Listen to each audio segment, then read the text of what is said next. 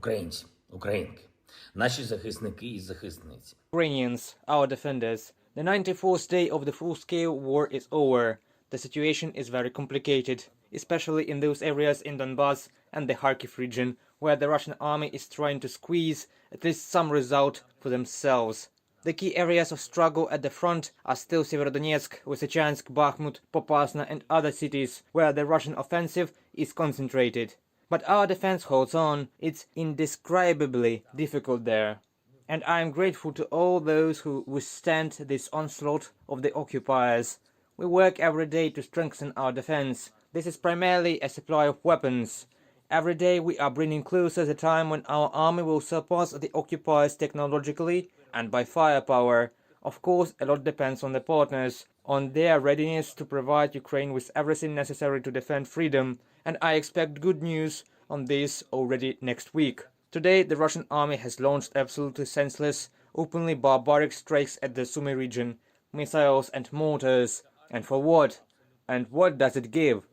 Ukrainians of the Sumy region, as well as other regions of our state, have already understood everything about Russia, and it will not be able to add anything but the new terror. And even more so, it will not be able to intimidate. As a result of the Russian shelling of Mykolaiv today, 1 person died, 7 were wounded, 2 in a grave condition. The shells hit a residential area 20 meters from the kindergarten. These are the enemies chosen by the Russian Federation. Again and again I will remind the world that Russia must finally be officially recognized as a terrorist state, a state sponsor of terrorism. This is simply true. This is fair and reflects the daily reality that the occupiers have created in Ukraine and are eager to bring further to Europe, and this must be legally enshrined. I am preparing for the meeting of the European Council, which will take place on May 31st. I will address the participants of the meeting.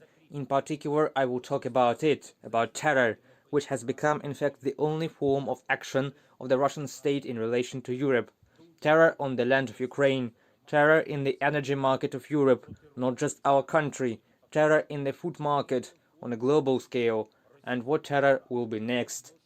Only together, all Europeans, will we be able to stop such a policy of such a state. Of course, in my address to the European Council, I will pay due attention to the progress in the development of our state, which has already been achieved and which can be achieved in the near future.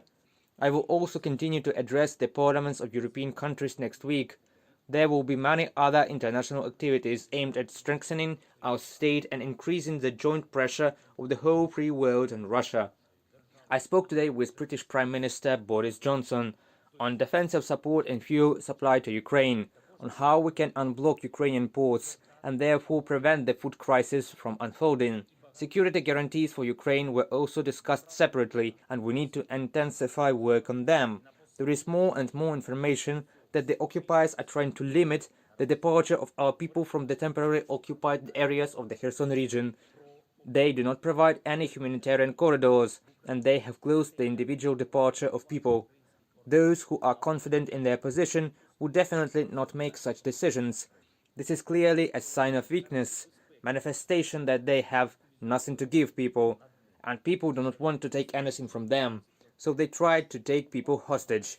But Ukraine will return everything that belongs to it, everything, definitely, and it's only a matter of time, and every day this time, the time of liberation, is reduced. We do everything for this.